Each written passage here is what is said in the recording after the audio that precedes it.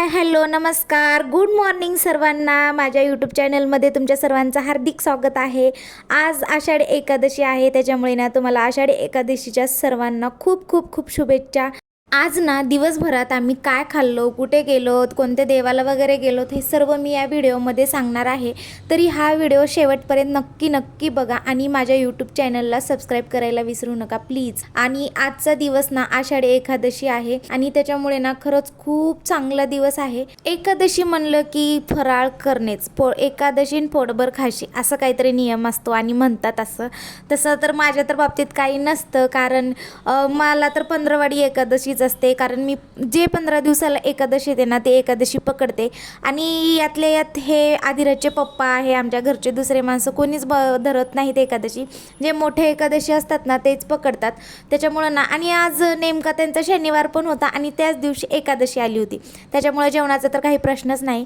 म्हणून मी मस्त असं साबुदाण्याची खिचडी बनवले होते. आणि मी जास्त करून ना साबुदाण्याच्या खिचडीमध्ये ना उकडलेले बटाटेच टाकते, कच्चे बटाटे चिरून वगैरे त्याची झंझटच नको, कारण त्याला तेलामध्ये जास्त वेळ तळायला वगैरे वेळ लागतो. ती झंझटच नको म्हणून ना मी उकडलेलेच बटाटे टाकते आणि खिचडी खरंच खूप छान होते साबुदाण्याची.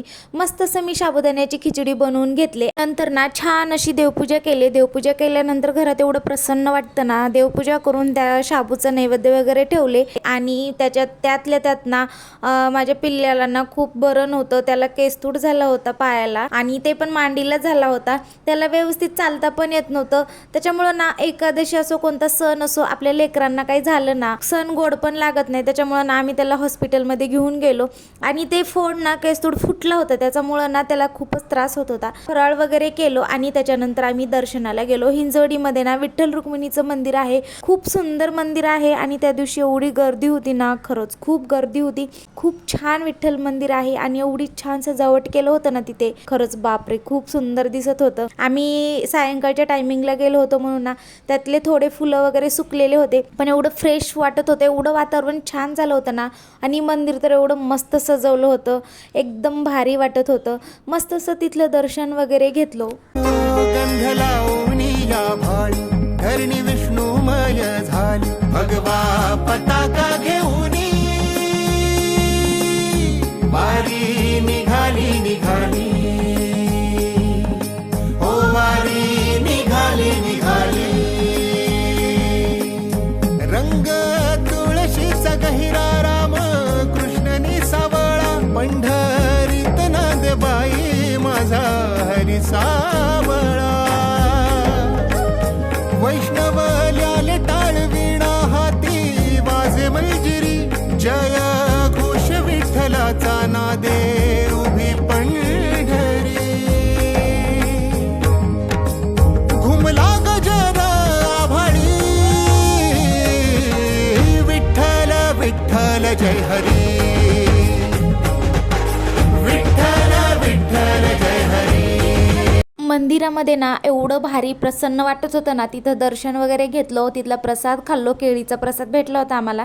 आणि नंतर घरी आलो. घरी आल्यानंतर ना रात्री फराळाला काहीतरी करायचं होतं म्हणून मिरचीचे वडे केले होते, मिरची शाबू वडे. त्यासाठी ना आपण शाबू वडे करते वेळेस जे आपण घेतोत ना शाबू, भिजलेला साबुदाणा, हिरवी मिरचीचं पेस्ट आणि उकडलेले बटाटे वगैरे हे शेंगदाण्याचं कूट टाकून आपण जे शाबू वड्यासाठी सारण तयार करतो ना, सेम तशाच पद्धतीने आपण मिरची शाबू वडे बनवताना तसंच बनवायचं. ते ना मी सपक मिरच्या घेतले होते, मोठ्या मिरच्या होत्या, भज्जेच्याच होत्या आणि एकदम सपक आहेत, तिखट नाहीत काय नाही. आणि त्याच्यातलं त्याला मध्ये भागून असं चाकून चिरून घेऊन त्याच्यातल्या सर्व बिया काढून घेतले होते. आणि त्याच्यासाठी मी मस्त असं एक सारण तयार केले होते मध्ये भरण्यासाठी. एक बटाटा घेतले होते, त्याच्यामध्ये जास्त करून शेंगदाण्याचं कूट टाकले होते, थोडेसे माझ्याकडे लाल मिरच्याचं मी हे करून पावडर बनवून ठेवले होते, ते थोडंसं टाकले आणि मस्त असं ते मिश्रण एकजीव करून ना मिरचीमध्ये भरायचं. नंतर ना आपण जे शाबू वड्यासाठी तयार केलेलं मिश्रण होतं ना, ते मिरचीच्या वरून छान असं लावायचं आणि त्याचे छान छान वडे तयार करून घ्यायचं. आणि त्याला तेल गरम झाल्यानंतर ना तेलामध्ये सोडायचं आणि खरपूस असं छान गोल्डन कलर येईपर्यंत ना मस्त असं तळून घ्यायचं. त्याच्याबरोबर ना मी चिप्स आणि नायलॉन शाबू पण तळून घेतलेला होता. आणि हे बघा आपले मिरची साबुदाण्याचे वडे कसले मस्त तयार झालेले आहेत, एवढं मस्त लागतात ना. खरंच तुम्ही एकदा नक्की ट्राय करून बघा आणि एकदम युनिक पद्धत आहे, तुम्हाला पण नक्की आवडेल. नेक्स्ट एकादशीला किंवा तुमचा उपवास असेल तर अशा पद्धतीने पद्धतीने तयार करून बघा. खरंच तुम्हाला नक्की आवडतील आणि तुमच्या फॅमिलीला पण नक्की आवडतील. व्हिडिओ आवडला असेल तर प्लीज सबस्क्राईब करायला विसरू नका. चला भेटूया नेक्स्ट व्हिडिओमध्ये. बाय.